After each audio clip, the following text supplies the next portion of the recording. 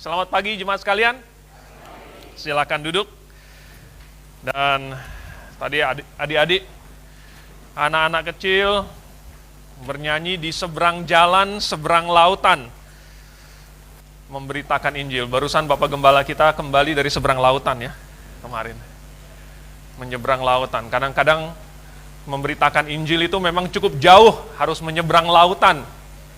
Untung nyebrangnya pakai pesawat, saudara. Kalau nyebrangnya pakai berenang, nggak tahu kapan sampainya. Ya. Tapi bukan cuman di seberang lautan, seberang jalan juga. Artinya, dimanapun kita berada, kita bisa memberitakan Injil. Bahkan, kalaupun hanya menyeberang jalan saja. Ya. Oke, mari kita buka Alkitab kita di dalam Efesus. Tadi Pak Diakan Timotius sudah membaca yang pasal 5, saya mengajak kita membaca pasal 6-nya. Pasal 6-nya, Efesus pasal yang ke-6, kita akan baca ayat 11 dan 12. Oke, sebentar ya. Efesus pasal yang ke-6 ayat 11 dan 12, kita akan baca bersama-sama. Kalau sudah dapat, dalam hitungan yang ketiga, Efesus pasal 6 ayat 11 dan 12. 1, 2, 3.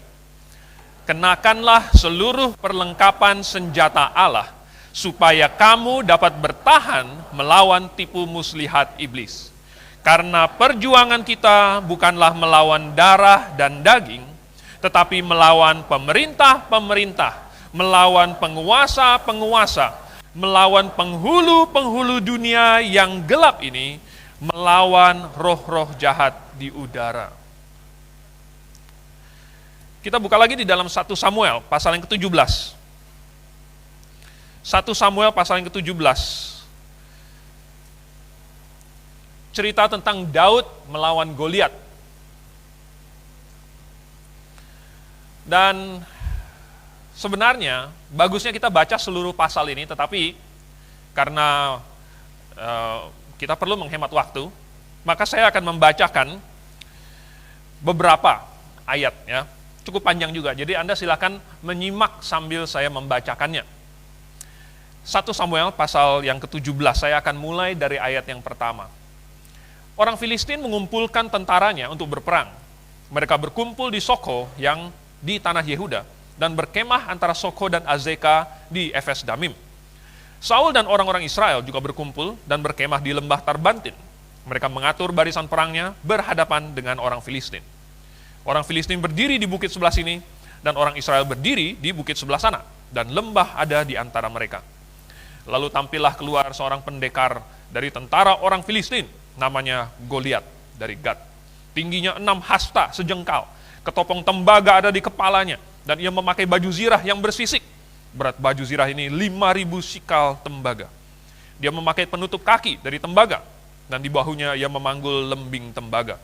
Gagang tombaknya seperti pesa tukang tenun, dan mata tombaknya itu 600 sikal besi beratnya, dan seorang pembawa perisai berjalan di depannya. Ia berdiri dan berseru kepada barisan Israel, katanya kepada mereka, "Mengapa kamu keluar untuk mengatur barisan perangmu? Bukankah aku seorang Filistin, dan kamu adalah hamba Saul?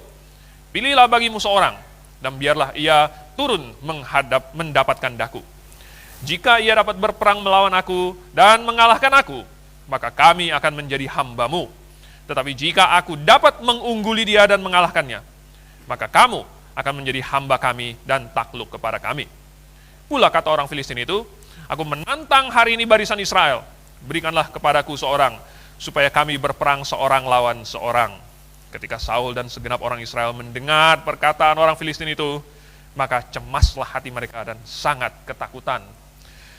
Kemudian beberapa ayat selanjutnya berbicara sedikit introduction tentang Daud. Siapa Daud? Ya, dia disuruh oleh ayahnya untuk pergi ke medan tempur sesudah 40 hari untuk menyampaikan bekal kepada mereka. Oke, kita skip sebentar. Nanti Anda di rumah baca sendiri lagi. Ayat yang ke-23. Jadi ceritanya kemudian Daud sampai di garis depan dan mendengar apa yang dikatakan oleh Goliat setiap hari itu.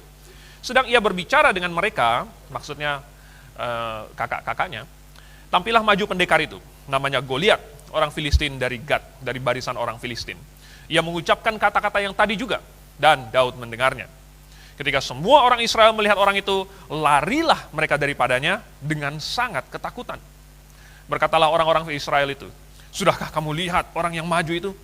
Sesungguhnya ia maju untuk mencemoohkan orang Israel. Orang yang mengalahkan dia akan dianugerahi raja kekayaan yang besar. Raja akan memberikan anaknya yang perempuan kepadanya, dan kaum keluarganya akan dibebaskannya dari pajak di Israel. Lalu berkatalah Daud kepada orang-orang yang berdiri di dekatnya, apakah yang akan dilakukan kepada orang yang mengalahkan orang Filistin itu, dan yang menghindarkan cemooh dari Israel? Siapakah orang Filistin yang tak bersunat ini, sampai ia berani mencemoohkan barisan daripada Allah yang hidup? Rakyat itu pun menjawabnya dengan perkataan tadi, begitulah akan dilakukan kepada orang yang mengalahkan dia. Kemudian ayat 28-30 itu ya Eliab kakaknya yang paling tua menegur Daud. Tetapi Daud sebenarnya tidak ada salah. Ayat 31, kita lanjut. Terdengarlah kepada orang perkataan yang diucapkan oleh Daud, lalu diberitahukanlah kepada Saul. Dan Saul menyuruh memanggil dia. Berkatalah Daud kepada Saul, janganlah seseorang menjadi tawar hati karena dia. Hambamu ini akan pergi melawan orang Filistin itu. Tetapi Saul berkata kepada Daud, tidak mungkin engkau dapat menghadapi orang Filistin itu untuk melawan dia, sebab engkau masih muda, sedang dia sejak dari masa mudanya telah menjadi prajurit.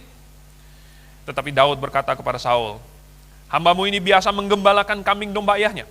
Apabila datang singa atau beruang yang menerkam seekor domba dari kawanannya, maka aku mengejarnya, menghajarnya, dan melepaskan domba itu dari mulutnya. Kemudian apabila ia berdiri menyerang aku, maka aku menangkap janggutnya, lalu menghajarnya dan membunuhnya. Baik singa maupun beruang telah dihajar oleh hambamu ini. Dan orang Filistin yang tidak bersunat itu, ia akan sama seperti salah satu daripada binatang itu, karena ia telah mencemooh barisan daripada Allah yang hidup.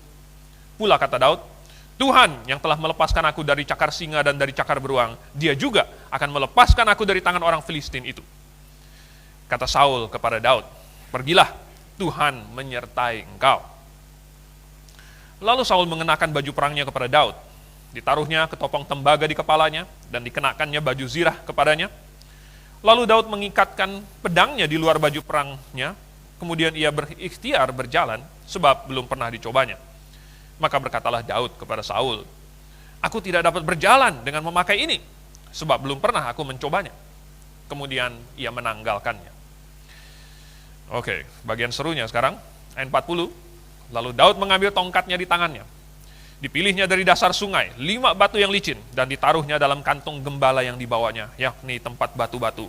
Sedang umbannya dipegangnya di tangannya. Demikianlah ia mendekati orang Filistin itu. Orang Filistin itu kian dekat menghampiri Daud, dan di depannya orang yang membawa perisainya. Ketika orang Filistin itu menunjukkan pandangnya ke arah Daud, serta melihat dia, dihinanya Daud itu karena ia masih muda, kemerah-merahan, dan elok parasnya. Orang Filistin itu berkata kepada Daud, anjingkah aku, maka engkau mendatangi aku dengan tongkat? Lalu demi para allahnya, orang Filistin itu mengutuki Daud.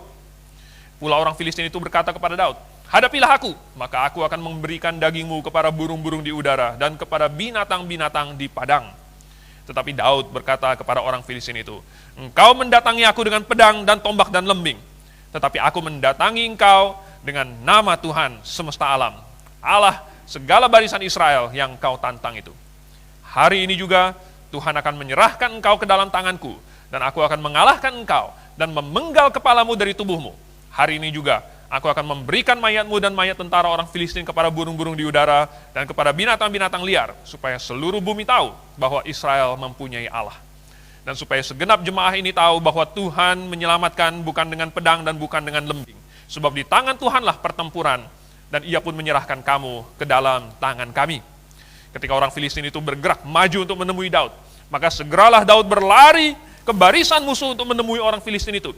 Lalu Daud memasukkan tangannya dalam kantungnya, diambilnyalah sebuah batu dari dalamnya, diumbannya, maka kenalah dahi orang Filistin itu, sehingga batu itu terbenam ke dalam dahinya, dan terjerumuslah ia dengan mukanya sampai ke tanah. Demikianlah Daud mengalahkan orang Filistin itu dengan umban dan batu. Ia mengalahkan orang Filistin itu dan membunuhnya tanpa pedang di tangan. Cukup sampai di sini dulu. Kita berdoa. Bapa di surga, terima kasih untuk Alkitab yang terpelihara bagi kami, yang di dalamnya tertulis kebenaran, yang dibungkus di dalam cerita-cerita, yang mengandung prinsip-prinsip, sehingga kami ketika belajar dan mendalaminya, kami akan membukakan kebenaran bagi pikiran kami. Tolong biarlah Roh Kudus membuat kami mencintai kebenaran itu, sehingga kami menerimanya dan bertekad untuk melakukannya. Kami berdoa dalam nama Tuhan Yesus. Amin. Saudara, perjuangan kita itu bagaikan peperangan. Tadi di Efesus pasal 6 kita sudah baca. Dan peperangan ini bukan peperangan jasmaniah. Peperangan kita adalah peperangan rohani. Dan selalu ada tarik-menarik, ada perjuangan, peperangan antara iblis dengan umat Tuhan.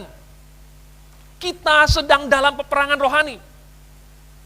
Ya, walaupun kita sedang duduk di sini, secara fisik, kita bukan berperang secara fisik. Kita tidak ikut mengirim pasukan ke Ukraina. Ya. Ataupun kalau nanti di Taiwan ada perang juga, kita tidak akan kirim pasukan di situ. Saudara, kita bukanlah pasukan jasmaniah. Tetapi peperangan kita bersifat rohaniah. Dan kita selalu berperang dengan iblis. Nah, kita barusan baca apa yang dilakukan oleh Daud. Ya, mengalahkan Goliat. Dan ini mewakili pertempuran rohani kita. Pertempuran antara Israel dengan Filistin, antara Daud dengan Goliat. Itu mewakili pertempuran rohani kita. Dan ya, kita akan melihat nanti, dan kita akan mulai dengan apa yang Goliat lakukan.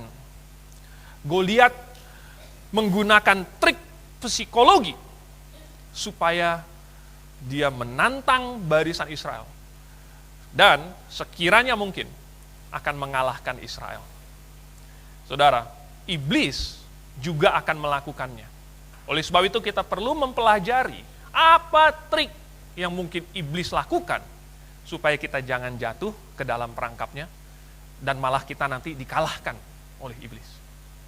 Pertama, apa yang dilakukan oleh si Goliat? Dia menantang Israel ya, dengan menonjolkan besarnya dan kuatnya pahlawan mereka, yaitu si Goliat itu. Ya.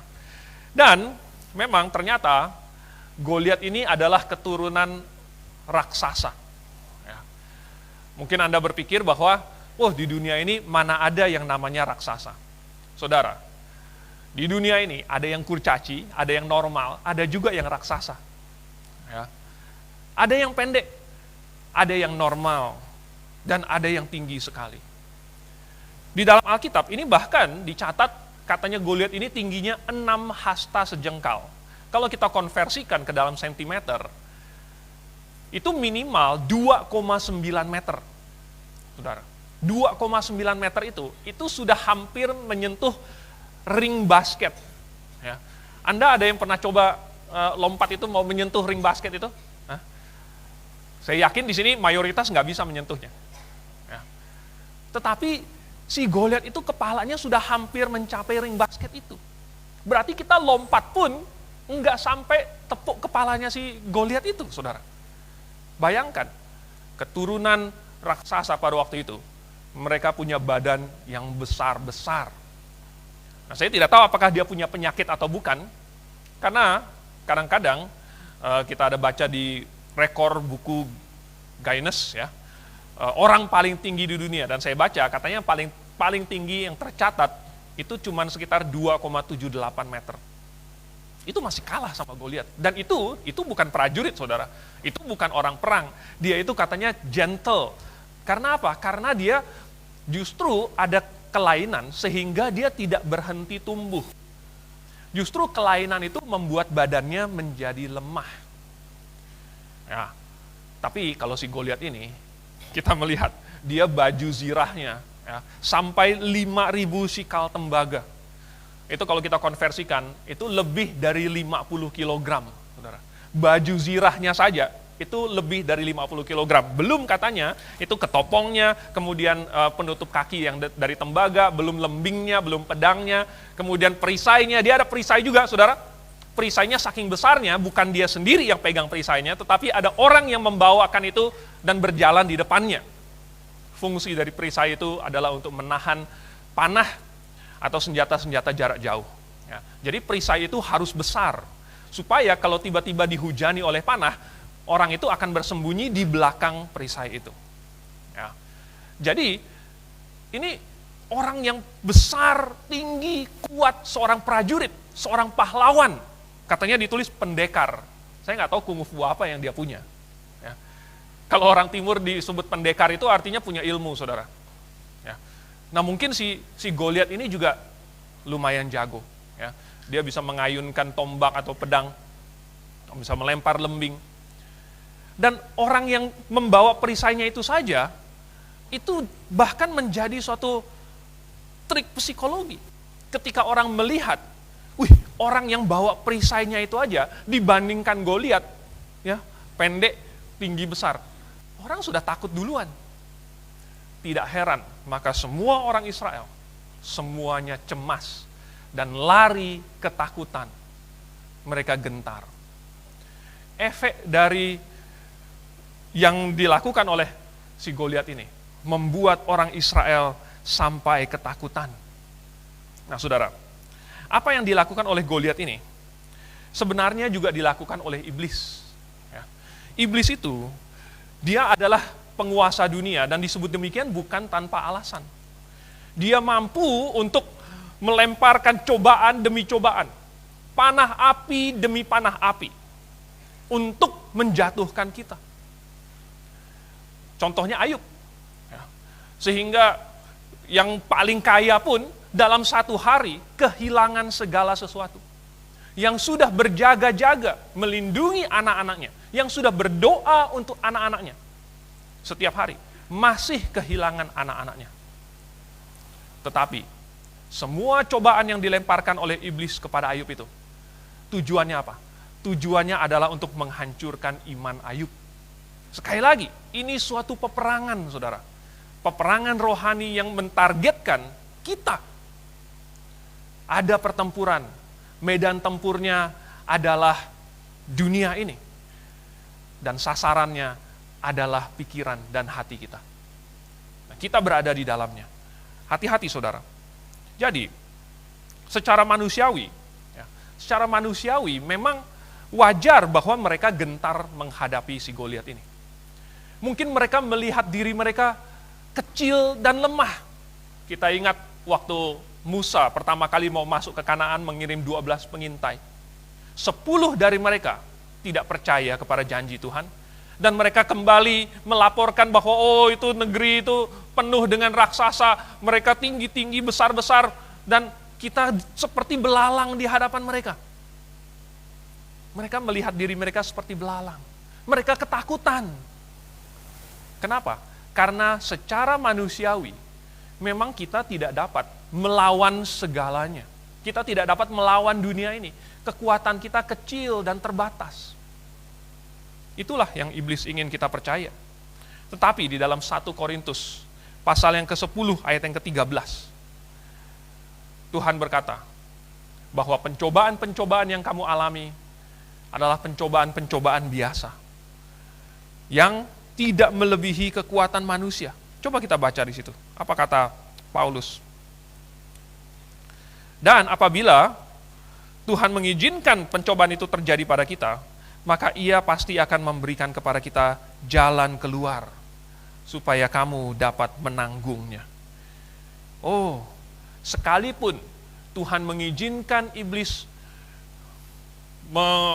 melanda Ayub, tetapi itu masih disebut pencobaan biasa yang bisa ditanggung oleh manusia. Jelas, waktu Goliat datang, tampil dan menantang bangsa Israel, apakah ada jalan keluar? Kalau menurut Tuhan, ada. Oleh sebab itu ketika kita hari ini menghadapi kehidupan kita, pasti ada ketemu yang jalan berbatu-batu, ada cobaan, ada masalah. Tetapi pencobaan-pencobaan tersebut juga ada jalan keluarnya.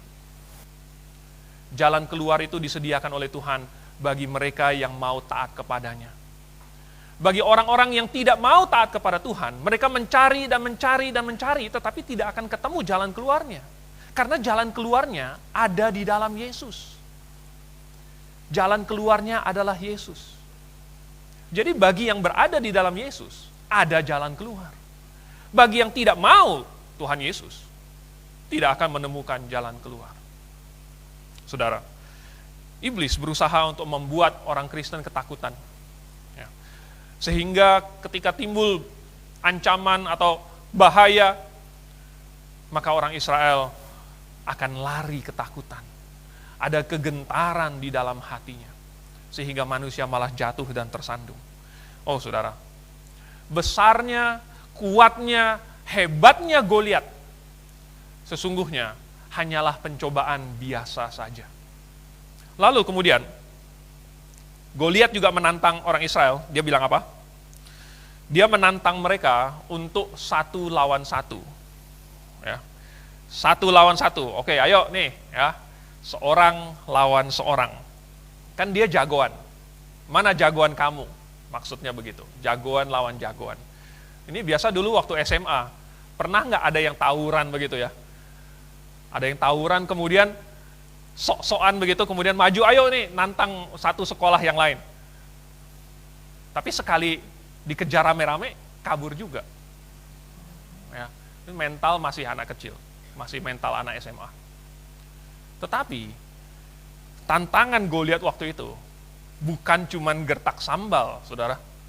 Goliat benar-benar jago, dan kalau ada orang yang berani-berani maju melawan Goliat itu 1 lawan 1, kemungkinannya secara manusiawi itu gepeng dan ditusuk sama si Goliat itu. Jadi, Goliat menantang seorang lawan seorang dan mengisolasi satu orang ini. Sehingga orang yang maju itu, pahlawan yang mau menantang Goliat itu, merasa bahwa dia sendirian. Sendirian dia. Tidak ada dukungan teman-temannya. Kalau rame-rame, ayo maju. Itu tawuran namanya.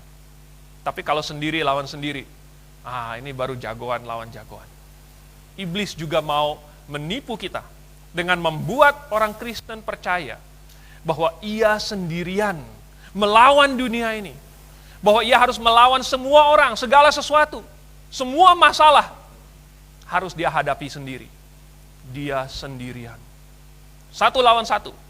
Saudara, sebenarnya orang Kristen tidak perlu merasa seperti itu. Ya. Karena kalau orang Kristen merasa bahwa dia hanya sendirian, maka dia tidak akan cerita kepada siapa-siapa. Dia akan merasa lemah sendiri. Ketika dia dilanda dengan masalah, dia akan pusing sendiri. Dia tidak percaya kepada siapapun. Dia tidak akan bersandar kepada Tuhan. Dia tidak akan mencari pertolongan. Lalu bagaimana? Apa yang akan terjadi? Maka dia makin lama akan makin mundur dan makin mundur. Karena dia hanya sendirian saja. Itu yang diinginkan oleh Goliat. Goliat merasa bahwa dia kuat. Dan dia melihat di antara semua orang Israel tidak ada yang sekuat dia. Maka 1 lawan 1 adalah yang dia inginkan. Tetapi saudara, trik ini sudah dia lakukan sejak sebelum itu. Ya. Waktu di Taman Eden, dia sudah pernah pakai trik yang sama. Dia 1 lawan 1, lawan Hawa. Dia tunggu sampai Hawa tidak bersama dengan suaminya. Lalu kemudian dia pakai ular, ya, dengan lidahnya yang bercabang, dengan kelicikan si ular itu. Lalu kemudian membuat si Hawa sampai bingung, dan akhirnya memegang dan memakan buah itu, bahkan memberikannya kepada si Adam. Saudara, seandainya Hawa pada waktu itu ada bersama-sama dengan Adam, atau seandainya waktu itu Hawa bilang, saya tanya dulu kepada suami saya, saya tanya dulu kepada Tuhan, saya mau tahu apakah ini benar untuk dilakukan atau tidak, maka tentu Hawa tidak akan jatuh. Mungkin hari ini kita masih di Taman Eden, saudara. Tetapi sayangnya pada waktu itu, si Hawa hanya sendirian saja. Nah, apa akibatnya? Kalau orang percaya hanya sendirian saja, saudara, maka kita akan kalah. Untuk itulah maka kita ada jemaat. Tuhan mendirikan suatu kumpulan orang-orang yang percaya, yang dipanggil keluar dari dunia ini, yang diajar kebenaran dari firman Tuhan, yang diberikan suatu tugas yang Tuhan pimpin sendiri. Karena di dalam lingkungan ini, di dalam jemaat inilah, kita tidak sendirian. Kemudian apalagi yang ketiga yang dilakukan oleh Goliat. Goliat mau mencoba menakut-nakuti orang Israel dengan konsekuensi dari kekalahan itu. Dia bilang, kalau kamu kalah, kamu harus tunduk kepada kami, kamu akan jadi hamba kami, kamu akan takluk kepada kami. Dan ini membuat semua orang Israel ketakutan. Ya. Dan iblis menggunakan trik yang sama untuk menipu manusia. Itulah sebabnya semua manusia takut kematian. Karena itulah ancaman dari dosa. Setiap orang yang berdosa pasti akan mati. Dan itu membuat semua orang takut akan kematian. Saudara, orang takut mati kenapa? Semua rata-rata suku bangsa di muka bumi ini punya tradisi tentang orang mati. Mulai dari yang biasa-biasa sampai yang aneh, jungkir balik 7 keliling, ada, saudara. Tetapi rata-rata percaya bahwa orang yang mati itu ada tempat yang namanya neraka. Dan orang secara alamiah, secara insting tahu bahwa orang yang berbuat jahat itu akan masuk ke neraka. Semua suku bangsa di muka bumi ini percaya itu, bahwa orang yang berbuat jahat akan masuk neraka. Kenapa? Karena mereka tahu Tuhan sudah menanamkan di hati mereka bahwa yang namanya dosa itu harus dihukum. Itu namanya adalah keadilan. Saudara, manusia selalu berada di bawah bayang-bayang kematian ini. Sehingga manusia yang sudah mendekati itu, mereka takut. Dan mereka menjadi putus asa bahkan. Oh, ancaman seperti ini tidak akan berhasil untuk menakuti orang yang sudah percaya. Kenapa? Karena orang yang sudah percaya ini memiliki sesuatu yang tidak dimiliki orang lain. Yaitu adalah pengampunan atas semua dosanya. Datang dari mana pengampunan ini? Pengampunan ini adalah karena Yesus telah mati di atas kayu salib dan menggantikan manusia yang harusnya dihukum. Semua manusia yang harusnya dihukum sudah digantikan oleh Tuhan Yesus. Hanya Yesus minta supaya manusia yang mau diampuni itu harus bertobat dari dosanya dan menerima Dia sebagai juru selamat. Hanya itu saja. Dan barang siapa yang bertobat dan percaya itu, maka semua pelanggarannya diampuni dan tidak ada lagi sisa yang harus ditanggungnya sendiri. Itulah sebabnya, maka orang yang sudah percaya tidak perlu takut lagi dengan ancaman kematian. Tahun ini, 2022, banyak anggota jemaat kita yang mendahului kita sampai ke gerbang timur. Penghiburan dari Tuhan, dari Alkitab, selalu adalah bahwa kita akan bertemu dengan mereka kembali. Suatu saat nanti akan ada bunyi sangkakala dan Tuhan akan turun dan kita akan menyongsong Tuhan di angkasa. Mereka yang sudah duluan mendahului kita, mereka akan lebih dahulu bangkit. Lalu kemudian kita yang masih hidup, kita juga akan diubah dalam sekejap mata dan menyongsong Tuhan di angkasa. Oleh sebab itu, tidak ada takut lagi bahwa nanti bakalan takluk kepada dosa. Kita tidak lagi takluk ataupun tunduk ataupun menjadi hamba dosa. Karena kita sudah percaya kepada Yesus. Tetapi ancaman Goliat bukan hanya mengenai masuk ke neraka saja. Ya. Tetapi menjadi hamba, takluk kepada dosa itu. Dan banyak orang Kristen hari ini masih menjadi hamba kepada hawa nafsunya sendiri. Menjadi hamba kepada keinginan-keinginannya. Menyerah kepada hawa nafsunya. Karena apa? Karena sekali melihat Goliat, sudah langsung merasa, saya sudah pasti kalah. Lebih baik saya tidak berperang. Maka dia menyerah begitu saja. Padahal saudara, masih belum tentu. Ini kan kalau kalah. Tetapi orang sudah takut duluan. Sudah berpikir bahwa, dia pasti akan kalah. Sehingga banyak orang Kristen hari ini. Mereka cari alasan ini, cari alasan itu. Dengan berkata, ini memang sudah begini saya. Saya sifatnya memang lemah begini. Ini kelemahan saya. Ini cuman begini. Dan banyak yang mencari alasan dan pembenaran. Supaya mereka bisa menyerah kepada hawa nafsu mereka. Saudara, apakah itu dosa perzinahan? Apakah itu dosa kecanduan? Apakah itu dosa ketidakjujuran? Apakah itu dosa kemalasan? Atau dosa apapun yang lain?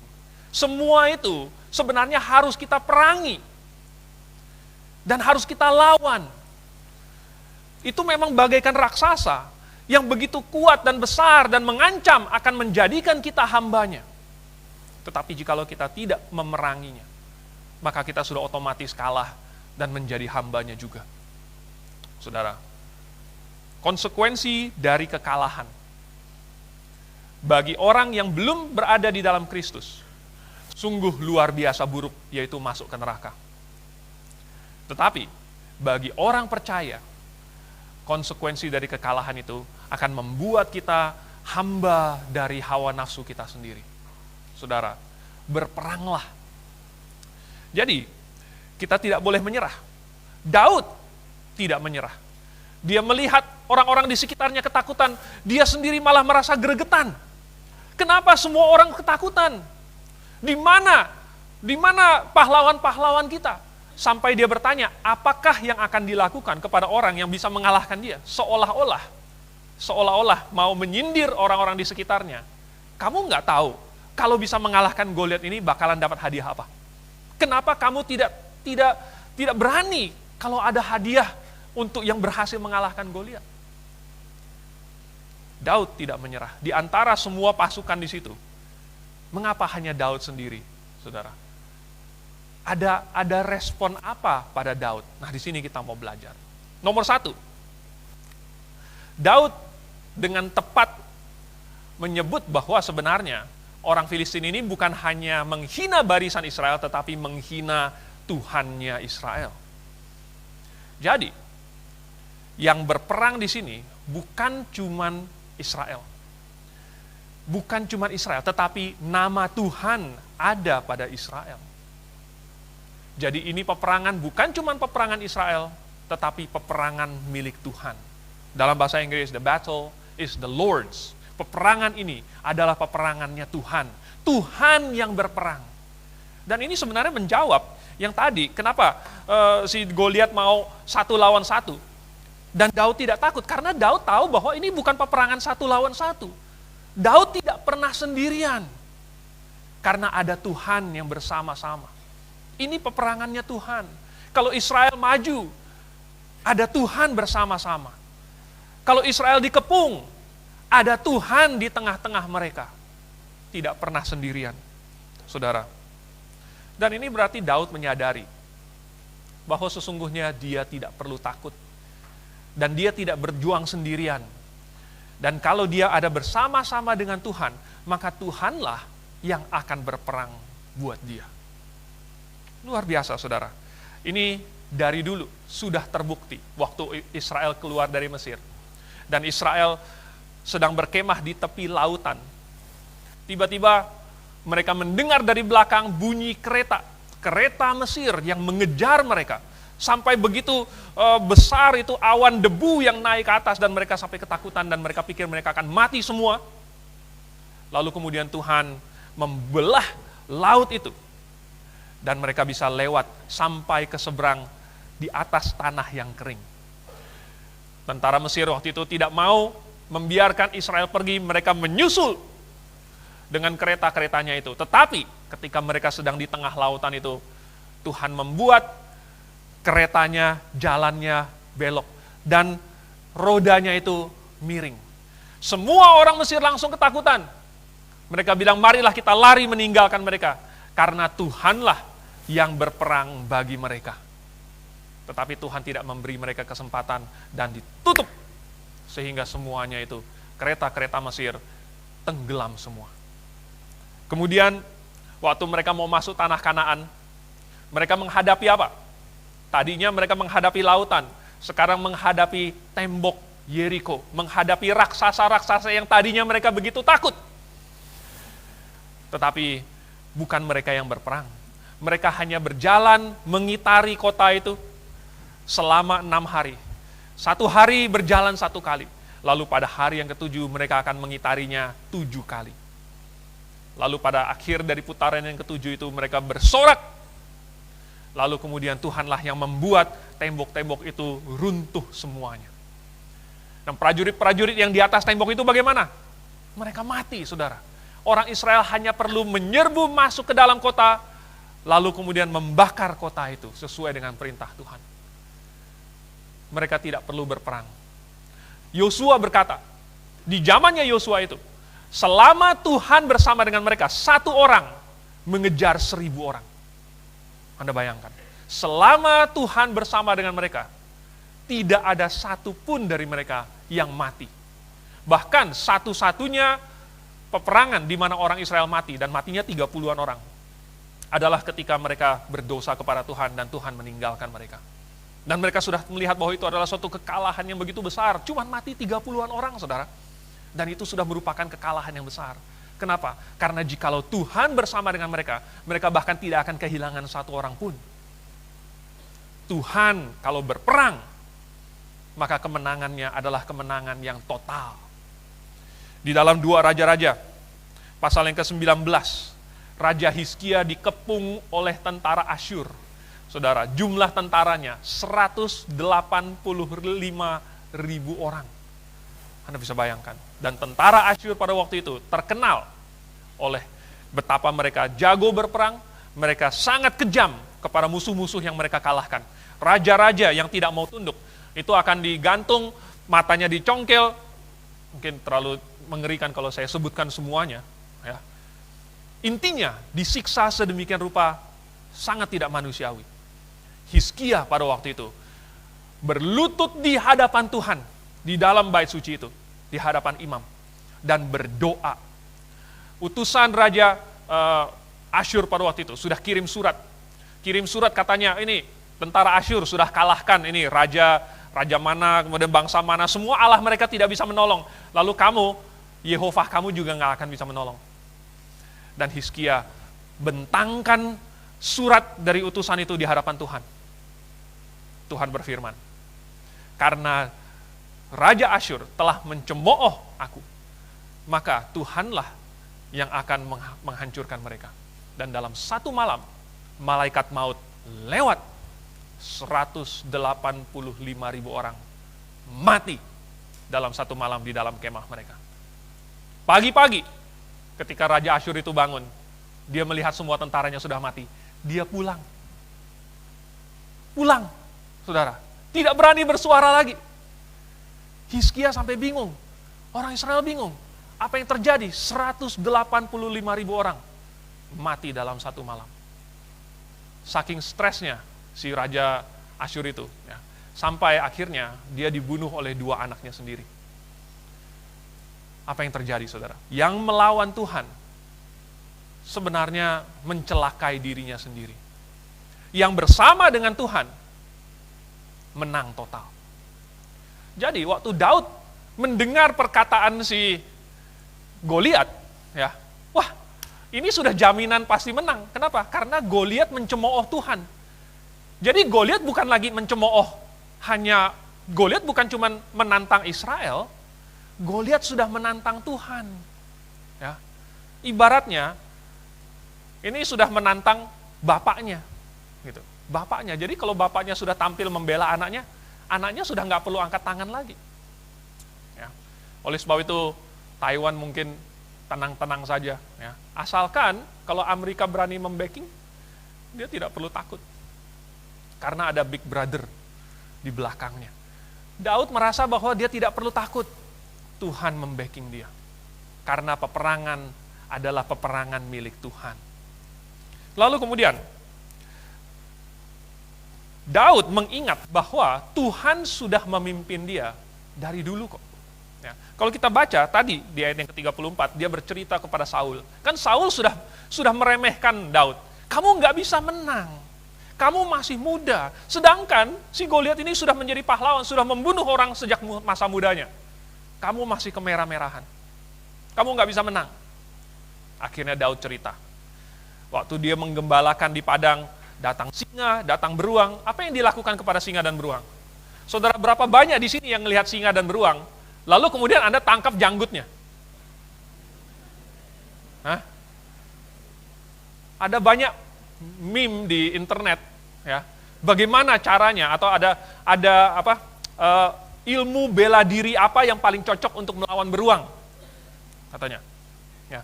Ilmu bela diri apa? Krav Maga, karate, taekwondo, segala macam diperdebatkan. Yang paling efektif melawan beruang apa? Jawabannya adalah jurus tendangan tanpa bayangan. Ya.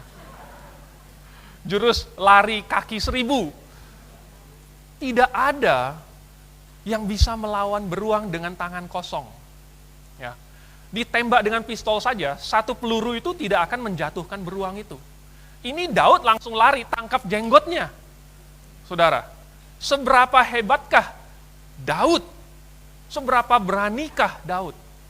Ini bukan teddy bear. Ya, ini beruang beneran yang memakan domba, saudara.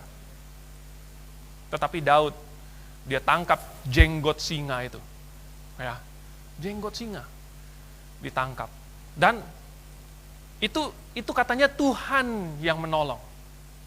Tuhan yang menolong. Dia hanya pakai tongkat. Dia pakai umban.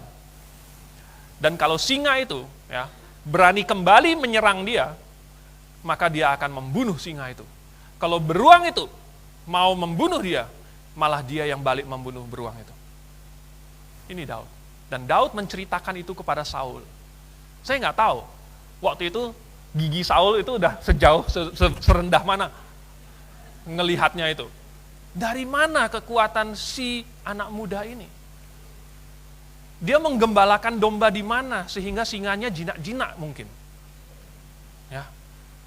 Tetapi apa yang diceritakan oleh Daud ini menunjukkan bahwa dia punya backingan.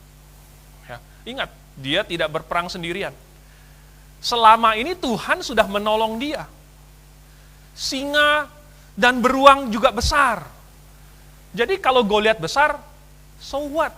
Memangnya kenapa? Singa dan beruang juga kuat, bahkan punya cakar yang tidak kalah tajam dengan lembing dan tombak. Goliat datang dengan pedang,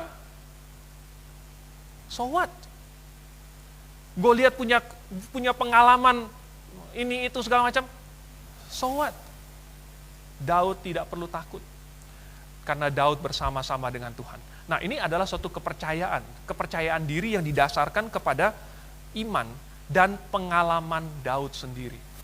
Daud sudah mencoba bagaimana Tuhan memimpin dalam hidupnya. Dan setiap kali dia mengingat apa yang Tuhan lakukan, itu memperkuat iman dia. Saudara, akhirnya, kalau kita baca, sebelum Daud menjadi raja, dia harus mengalami banyak sekali kesusahan. Suatu kali dia hampir dilempari batu oleh pasukan dia sendiri, oleh orang-orang yang dia pimpin. Karena kota tempat tinggal mereka, anak-anak dan istri mereka diserang dan diangkut menjadi tawanan. Hampir pada waktu itu dia dibunuh oleh orang-orangnya sendiri. Tetapi Daud menguatkan kepercayaannya kepada Tuhan. Dia ingat bahwa sebelumnya Tuhan sudah menolong dia. Bahkan melawan Goliat sekalipun, Tuhan menolong dia. Maka dalam krisis ini pun, Tuhan bisa menolong saya. Ada jalan keluarnya, dan jalan keluarnya ada bersama dengan Tuhan. Banyak orang Kristen ketika mencari jalan keluar, mencari jalan yang aneh-aneh, tetapi lupa bahwa ada Tuhan. Dan seandainya kita mau mendekatkan diri kepada Tuhan dan mencari solusinya pada Tuhan, maka kita akan dapatkan. Kalau orang mencari solusi dari pemikirannya pribadi, dari pemikiran manusiawi, maka akan mendapat solusi manusiawi juga. Tetapi saudara, saya kasih tahu, melawan Goliat waktu itu tidak ada solusi manusiawi. Melawan singa dan beruang, kalau Anda tangan kosong atau cuma punya tongkat dan umban saja, Anda tangkap jenggot singa itu, ya, kecuali Anda Simpson, maka Anda mungkin tidak akan menang, saudara. Jadi, ini bukan kesombongan. Kesombongan itu adalah keyakinan kepada kemampuan diri sendiri. Kesombongan adalah kepercayaan yang berlebihan kepada diri sendiri. Ini adalah kepercayaan kepada Tuhan. Ini adalah bersandar kepada Tuhan. Ini bukan kesombongan. Jadi Daud, dengan luar biasa, dia ceritakan semua yang dia lakukan dengan pertolongan Tuhan.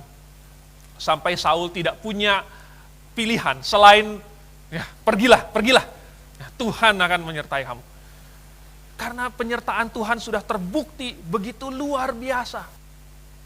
Dan itu membuat orang lain yang di sekitar Daud menjadi percaya juga. Saudara, coba ingat-ingat di dalam hidup kita masing-masing. Bagaimana Tuhan telah menolong. Bagaimana Tuhan memimpin dan mujizat-mujizat yang terjadi di dalam hidup Anda. Kita tidak menyombongkannya. Kita tidak mempromosikan diri kita seolah-olah kita mampu, punya kuasa untuk mengulang mujizat tersebut, untuk meminta suatu mujizat. Tidak. Tetapi, dengan pengalaman hidup kita yang dipenuhi oleh mujizat itu, maka orang-orang di sekitar kita tidak punya pilihan selain mengakui bahwa Tuhan itu memang maha besar. Tidak perlu kita teriakan, Allah maha besar. Tetapi hidup kita membuktikan itu. Lalu kemudian, yang ketiga, mungkin terakhir. Di dalam ayat yang ke-48, Daud segera berlari katanya. Daud berlari, ya, menghampiri si orang Filistin ini. Daud sama sekali tidak menunda. Ketika tiba saatnya, dia langsung berlari. Apa yang perlu dia lakukan, segera dia lakukan. Mungkin dia sudah terbiasa, saudara. Kalau lawan singa, lawan beruang, kalau dia menunda-nunda, itu ya domba yang ditangkap itu sudah jadi makan siangnya binatang itu. Tidak ada ruang, tidak ada toleransi untuk penundaan. Ketika domba itu ditangkap, dia sebagai gembala harus segera mengejar, harus segera melepaskan domba itu dari singa dan beruang itu. Oleh sebab itu ketika muncul si Goliat ini, dia juga tidak berlambat-lambat. Dia tidak menunda dan dia segera berlari ke arah si Goliat ini. Saudara, hari ini di dalam pertempuran rohani, jangan kita berlambat-lambat dan jangan kita menunda. Jemaat kita sedang aktif di dalam pertempuran rohani. Jemaat kita punya banyak program. Jemaat kita membutuhkan dukungan. Dan jangan kita berlambat-lambat dan menunda. Karena pertempuran rohani ini, saudara, kita harus lari dan menyongsongnya. Pertempuran ini tidak akan hilang kalau kita bersembunyi. Pertempuran ini akan lanjut terus, tetapi Tuhan akan memakai orang-orang yang ingin dipakai. Kalau kita berlambat-lambat, Tuhan akan temukan orang lain untuk membantu. Orang lain untuk mengisi kebutuhan itu. Kalau kita berlambat-lambat, maka kita akan tertinggal. Sama seperti teman-teman Daud yang mungkin juga ketakutan. Bahkan kakak-kakaknya itu yang ketakutan. Jadi yang akhirnya mendapatkan kemuliaan adalah Daud. Yang mendapatkan hadiah adalah Daud. Yang mendapatkan jodoh, kan katanya bakal dikasih anaknya Saul. Saudara, saya bukan berkata bahwa Anda pasti akan dapat jodoh. Tetapi jodoh itu di tangan Tuhan, saya nggak tahu itu maksudnya apa. Yang jelas, kalau kita menunda, kalau kita tidak mau melakukan apa yang seharusnya kita lakukan, maka sesungguhnya kita telah menyia-nyiakan begitu banyak kasih karunia Tuhan yang selama ini diberikan kepada kita. Bukankah selama masih muda, Tuhan menolong Daud dengan melawan singa, dengan melawan beruang adalah untuk persiapan melawan Goliat? Bukankah Tuhan menjadikan Ester ratu sebagai persiapan karena ada Haman yang mau menghancurkan, memusnahkan bangsa Yahudi?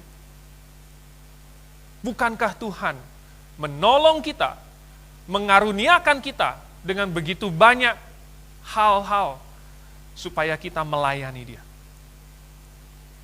Maka bersegeralah. Saudara, banyak hal di bumi ini dipercaya membantu kita. Dan Saul mencoba untuk membantu si Daud. Dipakaikan baju zirah, dikasih ketopongnya, dikasih pedangnya. Tetapi waktu Daud mencobanya, ya jelas tidak pas. Karena Saul itu, kalau Anda baca, ya, dia itu dibandingkan rata-rata orang Israel, itu satu kepala lebih tinggi. Bayangkan, ya, satu kepala lebih tinggi, ini berarti sekitar 25 cm. Berarti dia 20-an senti lebih tinggi dari rata-rata semua orang Israel. Ketika orang Israel lagi berkumpul di situ, di depan Samuel, kalau Saul berdiri, dia akan satu kepala di atas semua orang. Maka baju zirahnya Saul itu pasti juga besar. Sedangkan Daud waktu itu masih muda, jadi orang yang besar kasih baju zirahnya kepada orang yang kecil, akhirnya si Daud tidak bisa berjalan. Yang digadang-gadang mau membantu melindungi Daud, malah akhirnya membebani Daud. Jadi akhirnya Daud berkata, saya tidak bisa pakai. Tidak bisa pakai, karena itu malah akan membebani saya. Daud lebih memilih, daripada dia terbeban, dia tidak bisa lari. Kalau misalnya dilempar lembing oleh Goliat, dia tidak bisa mengelak, tertancaplah dia di tanah. Jadi lebih baik dia menanggalkan hal-hal yang membebani dia. Saudara, bisa nggak hal-hal duniawi membebani kita di dalam pertempuran rohani? Bisa. Ya. Ada hal-hal yang sesungguhnya berguna. Baju zirah berguna tidak? Berguna. Dalam situasi tertentu, dalam banyak situasi, baju zirah berguna. Tetapi dalam situasi ini, Daud menilai dengan tepat bahwa hal ini justru akan membebani saya, maka saya akan tanggalkan. Nah, saudara, di bumi ini ada banyak hal-hal yang Tuhan bisa kasih kepada kita dan bisa kita pakai. Tetapi kalau kita salah memakainya, maka itu justru akan membebani kita. Maka kita membutuhkan hikmat dari Tuhan untuk tahu kapan kita perlu melepaskan beban-beban itu. Mungkin ada harta, mungkin ada pekerjaan, mungkin ada keluarga, hal-hal yang baik.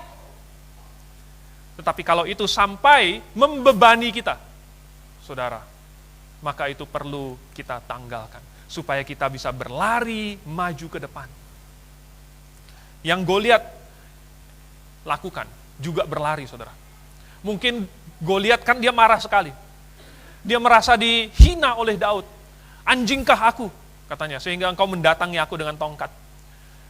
Seharusnya kalau Goliat tetap berada di belakang perisai itu, mungkin Daud tidak akan bisa kenakan itu batu umban itu ke kepalanya si Goliat. Tetapi Goliat malah menyerbu, ya, malah menyerang, dia malah keluar dari perisainya itu. Sehingga Daud punya kesempatan dan mengalahkan Goliat, saudara. Kalau kita berlari maju ke depan, Tuhan akan bukakan kesempatan. Yang tadinya mungkin kita lihat pintu ini tertutup, kesempatan itu tertutup, tidak ada chance. Tetapi ketahuilah, kalau kita berlari sesuai dengan kehendak Tuhan, Tuhan yang akan membukakan kesempatan itu.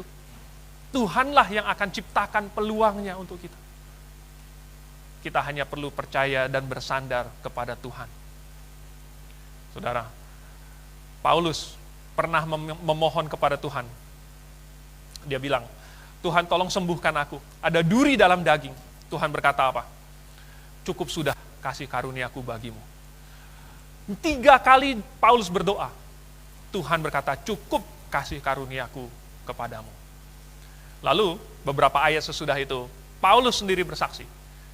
Dan dia bersyukur karena Tuhan membiarkan duri itu tetap dalam dagingnya. Karena ketika dia lemah, dia kuat. Di dalam kelemahanlah, maka kekuatan Tuhan akan nyata. Saudara, Daud di sini tentu menggambarkan ini dengan baik. Daud yang lemah, Daud yang masih muda dan kecil. Tetapi justru kekuatan Tuhan akan nyata lewat si Daud. Saudara, kita di sini tidak lebih hebat daripada Daud. Kita di sini juga adalah orang-orang yang lemah.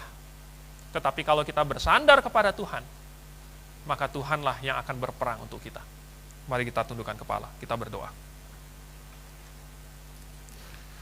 Bapa di surga, kami tahu bahwa dosa telah melanda dunia ini.